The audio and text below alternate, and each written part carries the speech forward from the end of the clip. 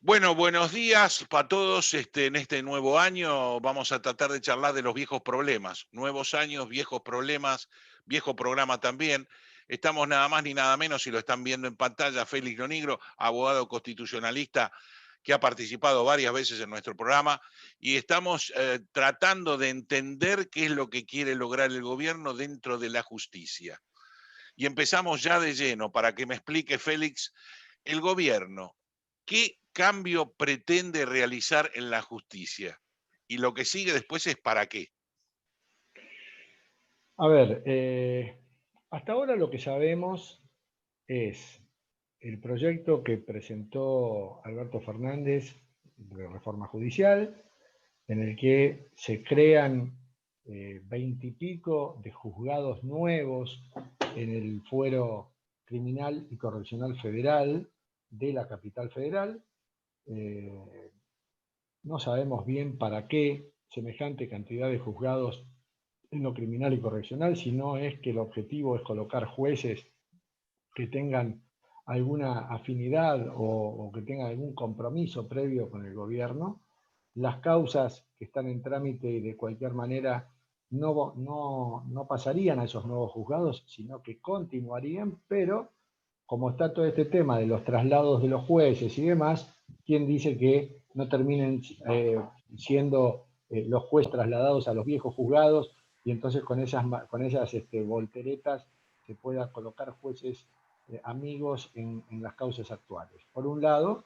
Por otro lado, la creación de cámaras federales en algunos lugares del interior. En el interior hay justicia federal que multitemática, que un juez federal del interior hace un poco de todo, civil y comercial, contencioso administrativo federal, electoral, hace un poco de todo. Esto es lo que tenemos en firme. No hay la reforma del Ministerio Público también, para que el Procurador General de la Nación pueda ser designado con un quórum menor al que se establece hoy en día para la designación de los fiscales. Eh, y no hay más que eso por el momento respecto de la reforma judicial. Sí, el proyecto también del gobierno es apuntar a la Corte. Ya ha habido serias amenazas de los integrantes del tribunal de que iban a ampliar la cantidad de miembros de la Corte. Eso no está en el proyecto que se presentó hace un mes más o menos, sino que es lo que se pretende hacer, porque ya lo han dicho con toda claridad, inclusive lo dijo Ramos Padilla, vergonzosamente diciendo que no pueden durar ni un minuto más los jueces de la Corte, o los quieren echar, y para hacerlo necesitan invariablemente un juicio político, y no tienen los 2/3 ni para acusar en la Cámara de Diputados, ni para echar en el Senado, y por lo tanto apelarían a la gran Menem, que sería la de ampliar la cantidad de jueces de la Corte, que es una posibilidad que el Congreso tiene. Para eso no necesita un quórum más alto que el normal para la sanción de cualquier ley, y de modo que ahí va a lo mejor con una Corte con miembros. El kirchnerismo tiene en este sentido una mala experiencia, para mí buena, o sea, para los que pensamos republicanamente buena, pero para ellos mala.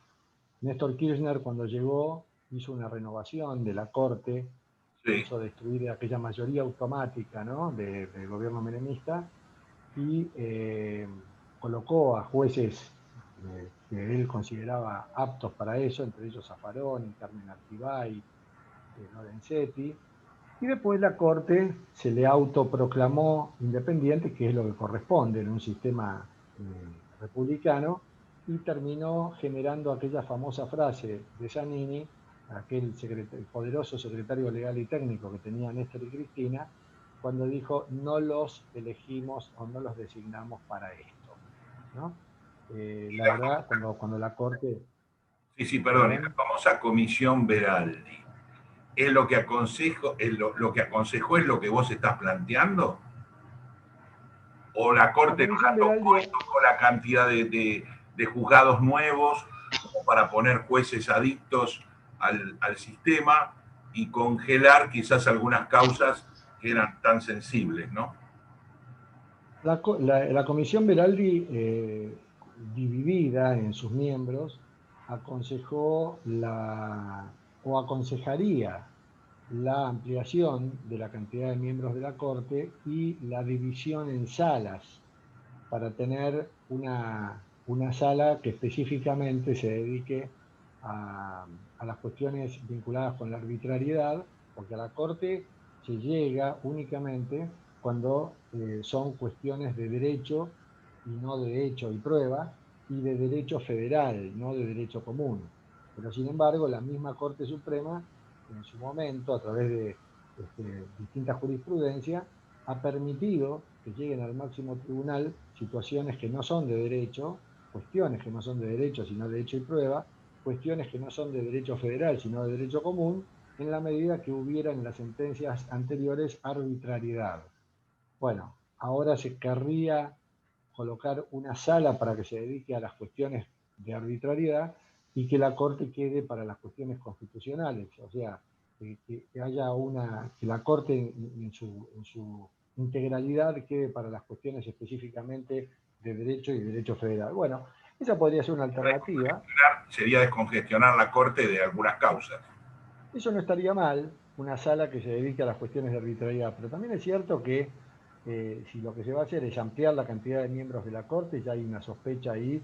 A ver, este mismo gobierno, con Néstor y con Cristina, son los que propusieron bajar la cantidad de miembros de la Corte de 9 a 5. Y además eso fue hecho con una ley y después con otra ley.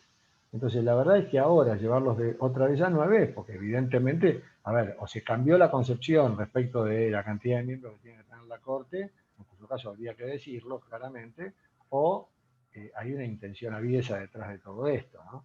Y es lo que a mí me parece, indudablemente. Así que bueno, eso hay que verlo, porque todavía son amenazas, son ideas, proyectos.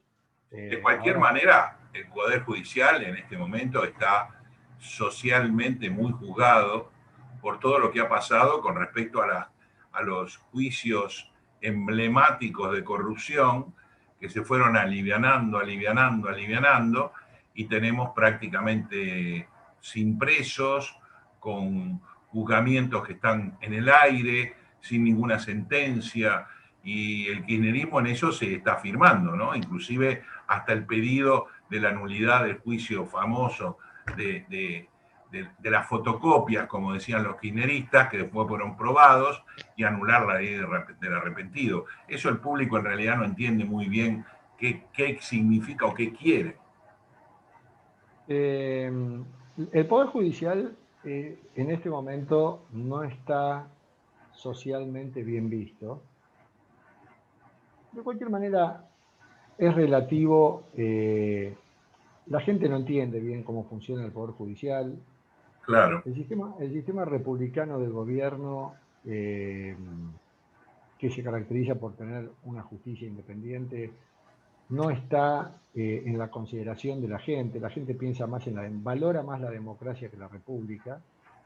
Este gobierno ha bastardeado el concepto de república al permanentemente decir que los jueces no tienen legitimidad democrática de origen, que no los elige el pueblo, y quiénes son para frenar decisiones tomadas por otros órganos cuyos representantes sí están elegidos por el pueblo. O sea, hay una política de este gobierno populista y de Néstor y de Cristina de bastardear al Poder Judicial, y la gente ahí, bueno, no entiende bien. Yo lo digo por experiencia, doy clases en la facultad y realmente a los alumnos increíblemente no les entra mucho en la cabeza el tema, no es que no lo quieran entender, sino que no sé por qué cuando uno no le presta atención a las cosas que considera que no son importantes, indudablemente no quedan grabadas en la cabeza. Y parece mentira que estudiantes de la Facultad de Derecho se les pregunte qué es un sistema republicano y no sepan.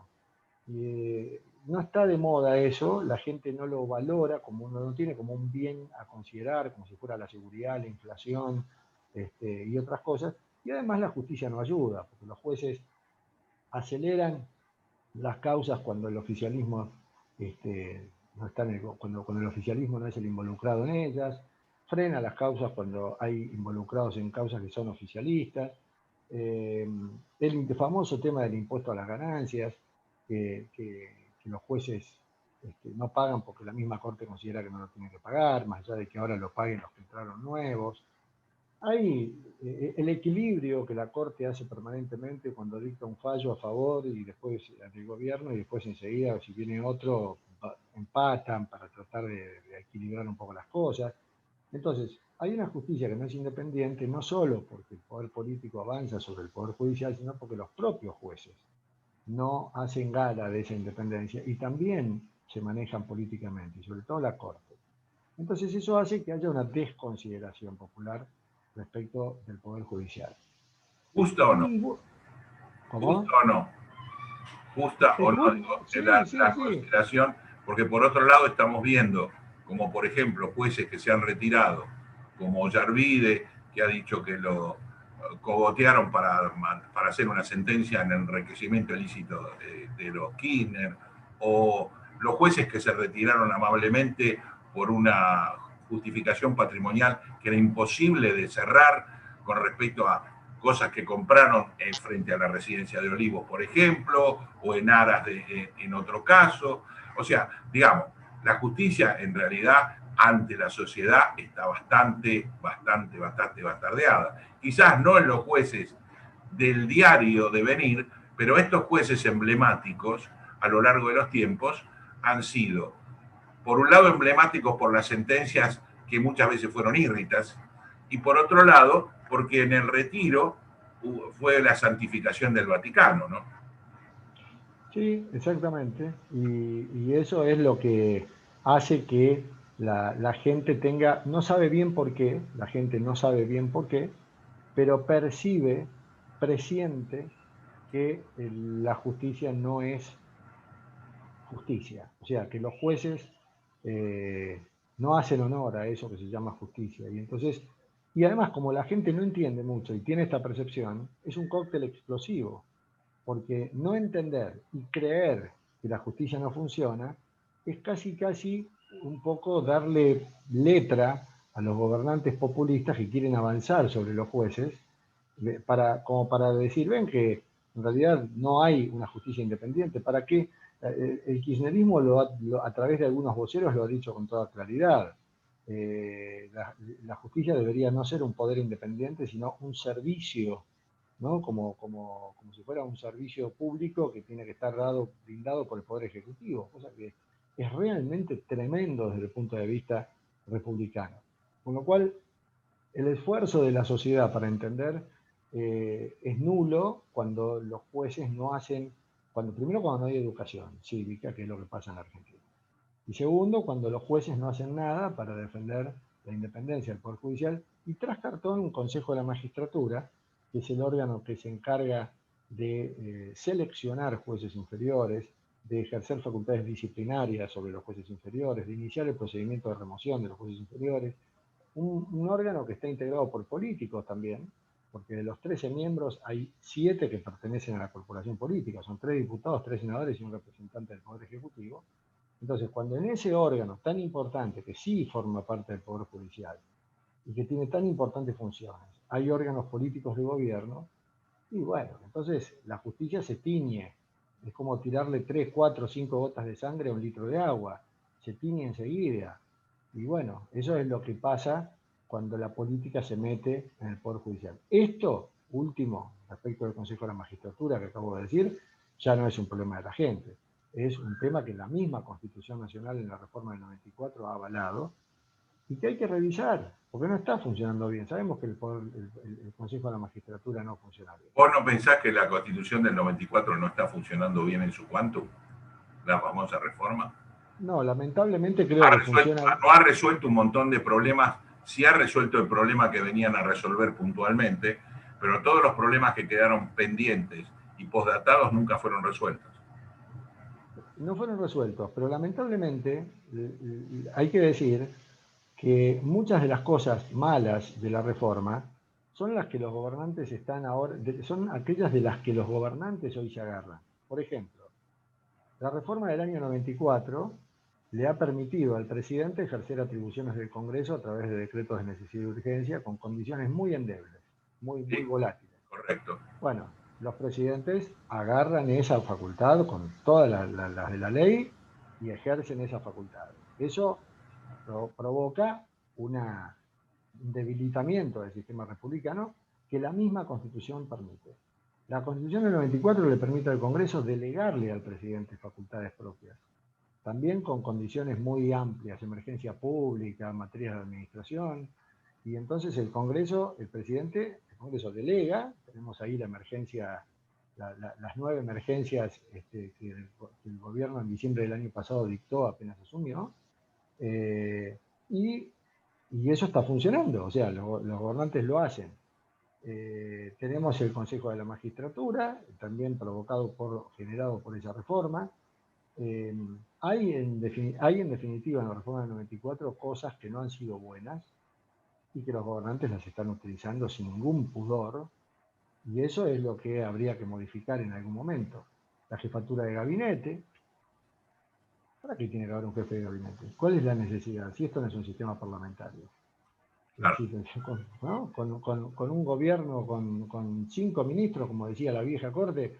La otra cosa de la reforma del 94, haberle permitido al Congreso decidir qué cantidad de ministros puede tener el presidente. Y de hecho lo que termina pasando es que lo decide el presidente porque el Congreso le delega esa potestad. Eso sí es materia de administración. Entonces tenemos ¿cuántos ministros? 20, 22, no sé cuántos hay, un disparate. Sí, Bueno, disparate de ministros.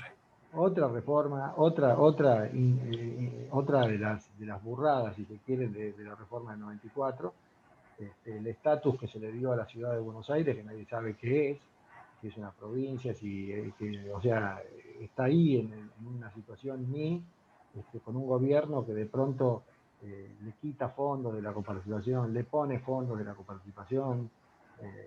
Sinceramente, la ciudad de Buenos Aires tiene que definir cuál es el grado de autonomía que tiene.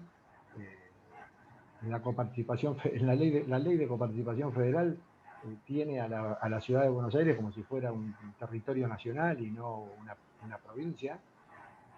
Y bueno, y entonces pasan las cosas que pasan. Bueno, ese es un tema del 2020, además de la pandemia, la quita de fondos a la Ciudad Autónoma de Buenos Aires, que normalmente el kirchnerismo mágicamente ha hecho, el presidente Alberto Fernández le quita fondos, se los da a la provincia para resolver problemas de la provincia y se lo quita a la Ciudad Autónoma de Buenos Aires porque nosotros, según tanto el presidente como la vicepresidenta, somos una ciudad populosa o que le regamos los helechos en los balcones, ¿no? Una cosa totalmente absurda.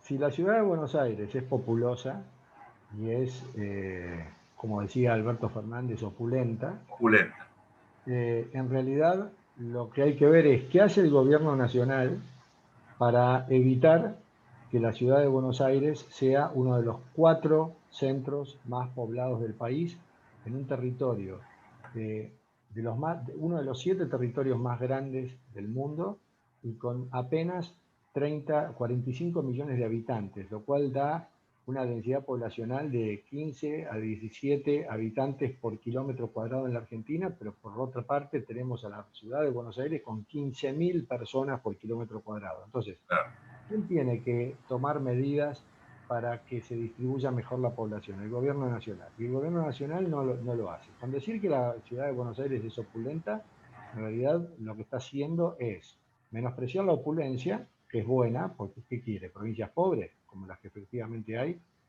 Segundo, marca un grado de hipocresía tremendo, porque los principales funcionarios de este gobierno y el mismo presidente viven en el lugar más opulento de la ciudad de Buenos Aires.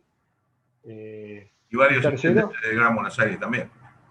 Sí, el Gran Buenos Aires también, en las zonas más opulentas del Gran Buenos Aires. Claro. Entonces, uno ve que hay en la Argentina 24 unidades federativas, las 23 provincias más la ciudad de Buenos Aires, de las cuales no más de 10, yo diría 1/3 de las 24, tienen más de 1 millón de habitantes.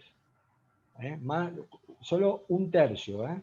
Y dentro de ese tercio, el 50% están concentrados en la provincia de Buenos Aires, Córdoba y Santa Fe que le siguen y la ciudad de Buenos Aires en cuarto lugar. Pero la provincia de Buenos Aires tiene casi 17 millones de habitantes. De ahí bajamos a 3 millones.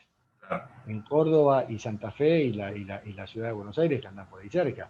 Ya después otras 4 con 1 millón y los otros 2/3 de las provincias de Argentina con menos de 1 millón de habitantes, en un territorio enorme. Entonces, el gobierno, en lugar de hablar de opulencia de una ciudad, lo que tendría que hacer es lograr una mejor distribución de la población, en lugar de andar trasladando la capital a todos lados, como dice el gobierno. El verdadero federalismo es poblar el territorio. Acá no hay más que leer a Alberdi. Alberdi decía, gobernar es poblar. Y acá en Argentina nadie se preocupa por poblar el territorio o por distribuir mejor la población. Entonces me parece que una cosa es el Bueno, discurso si y va, otra cosa... claro, si vamos a los próceres argentinos, como algunos de ellos morirían 10 veces, Alberdi sería uno, ni hablar de Sarmiento en cuanto a la educación, los pilares que la sociedad hoy le reclama al gobierno, seguridad, educación y no pobreza, que en definitiva va a ser muy difícil lograr, ¿no? ¿Y cómo harías vos una reforma judicial que beneficie a la ecuanimidad que tiene que tener la justicia y a la seguridad de la sociedad? Yo empezaría, yo creo que este es un problema de... me parece que son 2 cosas las que hay que hacer para mejorar el Poder Judicial. Primero, asignarle los recursos que necesita para que haya más celeridad en la justicia, mejor funcionamiento, no avanzando en el fuero federal, que es el que está más descongestionado. Hay que avanzar en el fuero común, o sea, en los jueces penales, que son los que administran justicia en los delitos que se cometen todos los días en la calle, ¿no? Los robos, los asesinatos. Ahí es donde hay que poner recursos para que esos jueces tengan más celeridad en las causas, no en la justicia federal, que se encarga de muchas menos cosas que los Claro, jueces comunes y claro. ordinarios, por un lado. Y por otro lado, en instalar el criterio de independencia. Acá habría que tomar el ejemplo de Carmen Argibay, la jueza de la Corte que el mismo kirchnerismo colocó, pero que alguna vez dijo: nosotros, los jueces, somos o debemos lamentablemente ser ingratos con el poder político porque nos nombra el presidente, nos da el acuerdo del Senado, tenemos inamovilidad, pero nosotros, después de lograr ese acuerdo y esa designación y ese acuerdo del Senado, tenemos que darle la mano al presidente y decirle: encantado de conocerlo, gracias por la designación, pero no puedo volver a hablar con usted en el resto de mi vida, ¿no? O sea, eso es marcar un criterio de independencia. Y cuando uno se pregunta qué hacer para que el Poder Judicial funcione mejor, yo contesto: primero, fortalecer el criterio de independencia, para que los jueces no tengan miedo, no tengan temor, ¿no? Por un lado. Y por otro lado, asegurar los recursos necesarios para que la justicia funcione adecuadamente y no manipularla con estas medidas que apuntan a un sector de la justicia que es precisamente el que no necesita tantas modificaciones, que es la justicia federal. Pero bueno, estas son 2 cosas que son tan fáciles de decir como difíciles de concretar, ¿no? Claro, Lamentablemente. claro, claro, claro.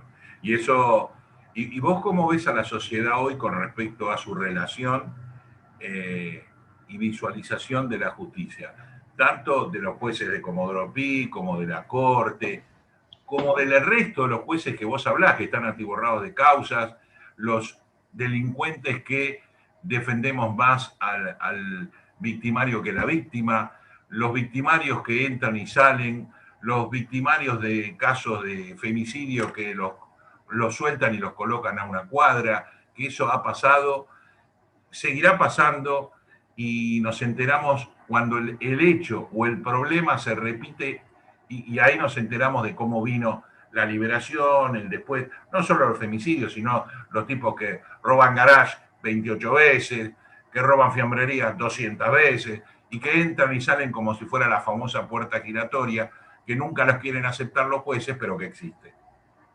Eso es un tema de la ley también, ¿no? O sea, uno habla de los jueces que tienen libertad y discrecionalidad para interpretar la ley y para permitir que una persona entre y salga 500 veces. Pero también está la ley ambigua que le da esa libertad a los jueces. Los jueces tienen que aplicar la ley. Y si la ley fuera estricta en ese sentido, por ejemplo, si la ley estableciera... el tema de la edad de inimputabilidad es un tema que le corresponde al Congreso, no a los jueces. Sí, totalmente de acuerdo. ¿No? Es ahí el Congreso el que tiene que definir cuándo un menor es imputable y cuándo no. Y nosotros estamos hablando, en la Argentina hay determinadas épocas en las que hay cosas con las que no se puede disentir. Por ejemplo, hoy hablar de aumentar la edad a partir de la cual, perdón, de disminuir la edad a partir de la cual un adolescente puede ser condenado, y es políticamente incorrecto. Prácticamente uno es considerado un facho. Ahora, qué paradoja, ¿no? Cuando tenemos países como Bolivia, Ecuador o Venezuela que tienen una idea de imputabilidad menor a la nuestra. Sí, sí. Tenemos países como Inglaterra, en la que, bueno, el otro extremo, en la que por ahí un menor de 11 años ya es imputable. Entonces, cuando uno ve que los países populistas, o Brasil mismo, tienen una edad de imputabilidad más baja que la nuestra, uno dice, esto no es un problema de populismo. Pero en la Argentina está instalado de ese modo. Lo mismo que el tema de los femicidios. Existen y que hay que perseguirlos. El problema no es el que mata a una mujer o el que hiere a una mujer. El problema es el que mata a otro, ¿no? Estamos hablando del No, femicidio en como si general. matar a una...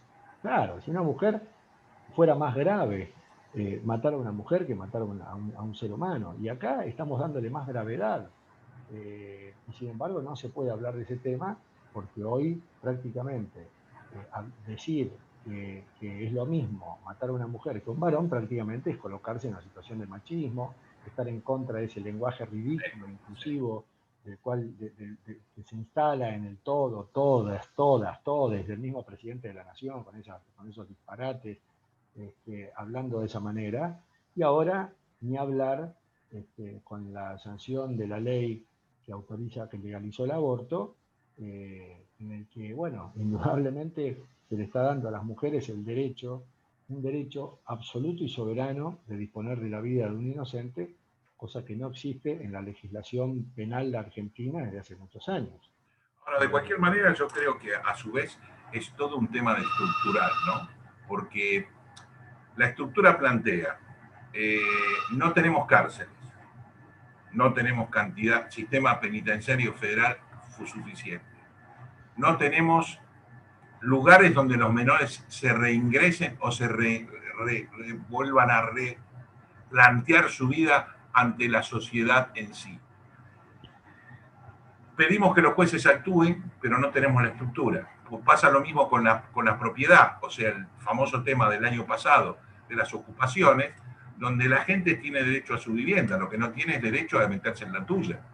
Sin embargo, estábamos planteando que la gente, por el derecho de tener su vivienda, tenía derecho a usurpar o terrenos nacionales, o terrenos provinciales, o terrenos municipales, o terrenos privados. Todo eso está planteado porque la ley falla, o porque falla la justicia, o porque hay ambas cosas. Falla la política. Eso El tema es, seguro, eso seguro. ¿no? Pero es el sector político del gobierno y no judicial el que dicta las leyes. Y además, los gobernantes se suman a un discurso de apoyo a las usurpaciones y a la violación de la propiedad privada, no olvidarse de la participación en la toma en las últimas tomas de estos estancieros, ahora se me fue el apellido. Los Echeverri. Echeverri, perdón, Echeverri. Por Juan Grabois. Funcionarios metidos y participando, una Victoria Donda que justifica todo eso. Bueno, en definitiva, desde el discurso baja una tendencia y ese discurso se mete en el Congreso y los legisladores, de alguna manera, votan en función de los criterios y de las filosofías políticas de quienes están en el Poder Ejecutivo, y por eso no hay leyes que sean más severas con ese tipo de cosas, de tomas y demás. Se confunde en Argentina el derecho a tener una vivienda digna, que está a cargo del Estado y no de Echeverri ni de ninguno de nosotros. Yo no le tengo que asegurar vivienda digna a un tipo que está en la calle. No está a mi alcance y no tengo por qué hacerlo. Correcto. El que le tiene que asegurar la vivienda digna es el gobierno nacional, que para eso tiene recursos que nosotros mismos le brindamos para asegurar la vivienda digna. Ahora, si después ellos prefieren trasladarle la responsabilidad a los empresarios, a los ricos y demás, bueno, es un problema de tergiversación. Las cárceles son necesarias, pues se necesitan recursos. ¿A dónde se envían esos recursos? Gran parte se desvían por la corrupción. Y después estamos con un enorme problema de pobreza. Casi el 50% de la gente subsidiada. Entonces, indudablemente, no hay fondos que alcancen. Y el tema de la seguridad aumenta justamente porque la pobreza es alta. Entonces, hay más pobreza, hay más inseguridad, el dinero se destina a que haya menos pobreza, aunque no se logra bajar, porque estos gobiernos populistas están muy a favor de los pobres y demás, pero no quieren erradicarlos, Sí, porque sí. los necesitan, ¿no? Y lo que tenemos es entonces un sistema penitenciario desastroso, donde no hay lugar y los jueces entonces no saben qué hacer con los presos a los que condenan, no saben ni dónde mandarlos. Bueno, hay toda una cadena en la Argentina que va desde la prevención que falla, que en la Argentina tener un policía con un arma en la calle hoy es fascistoide, ni siquiera con una láser, ¿no? Porque los gobernantes creen que tienen que estar desarmados. Un policía desarmado es lo mismo que un gobernante sin poder. Entonces, Claro. indudablemente desde la prevención está fallando por una cuestión filosófica, político-filosófica, y ni hablar entonces de las otras cadenas que son empieza por la prevención, después seguimos por una justicia que tenga los recursos necesarios para ser ágil, una legislación lo suficientemente dura y disuasiva como para que los delincuentes piensen antes de cometer un delito, y después, a pesar de eso, la delincuencia existe, un sistema carcelario que sea, como lo pide la Constitución, que sea reformador, que sea resociabilizador. Bueno, nada de eso ocurre en Argentina, en toda la cadena, ni en la prevención, ni en la legislación, ni en el funcionamiento de la justicia, ni en las cárceles. Y así estamos. Entonces, es un proceso que para enderezarlo nos puede llevar 2 generaciones, por lo menos. Por lo No, menos. no, por lo menos. Uno ¿Y vos aspira a que todavía le considerás que funcione. el Congreso, que es el que legisla, debería existir al menos un umbral de nivel cultural para el que es legislador y anular esa famosa lista sábana que estoy votando al Topo Gillo en el puesto 15 o en el 10 o en el 6 si pongo una figura arriba? Bueno, a ver, acá hay 2 cosas interesantes. La primera es que la lista sábana es consecuencia de la mala distribución de la población. Porque uno puede modificar, uno va al interior, uno va a Formosa, Catamarca, La Pampa, el sur, Santa Cruz, y ellos no saben lo que es una lista sábana, porque como se eligen los diputados en función de la población, entonces los 2/3 de las provincias argentinas se eligen cada 2 años entre 2 y 3 diputados. Claro. Entonces ahí no hay problema de lo que es la lista. Las listas sábanas son Los conocen, claro. los conocen. El problema de la lista sábana es en los centros hiperpoblados. Entonces ahí tenemos la provincia de Buenos Aires, cada vez que hay elecciones tenemos 35 tipos que no sabemos quiénes son. De hecho, cuando los gobiernos hacen campañas se encargan de mostrar el primero, ¿no? Después al resto nadie los conoce. Este es un problema que se soluciona. Modificando la ley electoral no es tan fácil, porque uno dice, ¿hacia dónde vamos si no hace la lista sábana? O sea, ¿cuál es el mejor sistema? Uno repasa otros sistemas posibles y tampoco son no nos olvidemos que Perón, para eliminar la lista sábana, llevó al sistema de circunscripciones uninominales, en donde se dividía cada provincia en tantas circunscripciones como candidatos había que elegir. Por ejemplo, provincia de Buenos Aires, si hay que elegir 35, se divide en 35 zonas y en cada una se elige a uno. Pero la verdad es que Perón dibujó las circunscripciones de una manera que terminó beneficiándose, teniendo mayoría, gracias al sistema de circunscripciones que él implementó y que había implementado Roca también, y que no les funcionó. Entonces no es tan fácil. Lo que hay que hacer es lograr que se distribuya mejor la población, porque una de las consecuencias es que la lista sábana se va a distribuir mejor, van a bajar la cantidad de candidatos en los grandes centros urbanos y por ello aumentan en otros. Ese es un tema. Después, la otra cuestión tiene que ver con la capacidad de los gobernantes, ¿no? La formación intelectual de legisladores y de los gobernantes. En la Argentina, los que acceden a las listas son los que más laburan en el partido político. Y los que más laburan, los laburantes más valorados en los partidos políticos son los punteros. Entonces, uno sabe que las listas están más integradas por punteros laburantes que por tipos bien preparados. Por un lado, eso. ¿Quién elige a los candidatos? Los elige la gente. Para elegir hay que saber. El que mal sabe, mal pregunta, el que mal sabe, mal elige.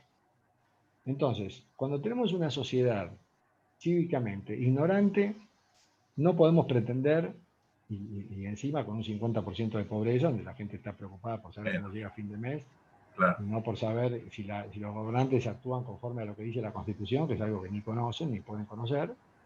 Entonces, ¿quién los elige? Un pueblo que tampoco es idóneo. Y la Corte Suprema de Justicia, en el caso Bussi, en su momento, lo que dijo es, no es requisito para acceder a un cargo público la idoneidad, porque no está prevista en la Constitución. Lo que está previsto es la idoneidad para el acceso a los empleos, como que si alguien distingue entre dos personas, porque uno dice, yo lo contrato porque es más idóneo que el otro, eso es lo que la Constitución avala, que se hagan diferencias por idoneidad y no discriminatorias como por sexo, por opinión política, gremial, Sí, claro. demás. Pero no es un requisito para acceder a cargos públicos ser idóneo, porque cuando un juez oficializa a los candidatos, no revisa si son idóneos, que les toma examen, no puede. Simplemente verifica que no estén inhabilitados, que cumplan los requisitos y punto. Pero lo que dijo la Corte es, y en el caso de que la idoneidad fuera un requisito para ocupar cargos públicos, bueno, quien debe evaluar esos requisitos no es el juez cuando oficializa la candidatura, sino el pueblo cuando elige. Y el pueblo cuando elige no está en condiciones de elegir con idoneidad cuando el mismo pueblo que elige no tiene criterios de idoneidad, cuando hay una gran incultura. Entonces, bueno, es un problema que también lleva a varias generaciones. Es totalmente serio. Vos me abriste un panorama increíble con lo que decís, Félix. Realmente, cuando muchos de nosotros decimos los políticos no aparecen de un plato volador. No, el problema está en que los que eligen a los políticos por ahí están en el mismo plato volador. Por falta de idoneidad, por falta de conocimiento o por negocio, como vos decís, de la pobreza con respecto a la dádiva y no a generar en la conciencia del trabajo. Y así tenemos 2 o 3 generaciones. La corrupción, la moralidad, ¿no? La idoneidad moral. El problema no son los argentinos, sino los gobernantes. ¿Y los gobernantes de dónde bajan? ¿De una estratosfera? De la misma sociedad. Se nos acabó el tiempo, te tengo que agradecer enormemente, a pesar de los inconvenientes técnicos, esta charla muy profunda y muy interesante, sobre todo con una gente o una persona tan capacitada como vos. Te agradezco muchísimo. Bueno. Y por supuesto a nuestros televidentes que te van a ver en todas nuestras redes, calculo que van a estar tan agradecidos como yo por lo claro que ha sido. Muchísimas gracias y esperemos que tengamos un 2021 por lo menos distinto, ¿no? Por lo menos mejor que el anterior. Exactamente. Bueno, gracias. Muchísimas gracias a vos y nos vemos próximamente. Con todo gusto. Bueno, para ustedes fue todo por hoy. Estuvimos con Félix Lonigro, estuvimos con un abogado constitucionalista que nos aclaró absolutamente todo, hablando de todo y diciendo que los problemas del país somos nosotros. Tal como lo digo yo, estamos votando mal, eligiendo peor, y después las consecuencias las pagamos los mismos que votamos mal. Porque los pobres siguen siendo pobres, cada vez hay más pobres, y cada vez el asistencialismo del Estado es más necesario. Con lo cual no tenemos un Estado que progrese, no tenemos una sociedad que crezca, ni tenemos una seguridad que cada vez sea mejor. Ni salud, ni seguridad, ni cultura. La base de un país que tiene que ser pujante. Lo de Argentina potencia no hay que decirlo, hay que hacerlo. Y ustedes no se hagan los giles, porque todos somos culpables de este mamarracho que tenemos hoy y de este puchero político que no sabe resolver los problemas, escondiéndose atrás de una pandemia que, si bien es una crisis mundial, Argentina va a la cabeza del sufrimiento. Para todos, buena semana. El 2021 tratemos de cambiarlo, porque nosotros somos los que necesitamos en cambio. Chau, nos vemos muy pronto. Chau, chau.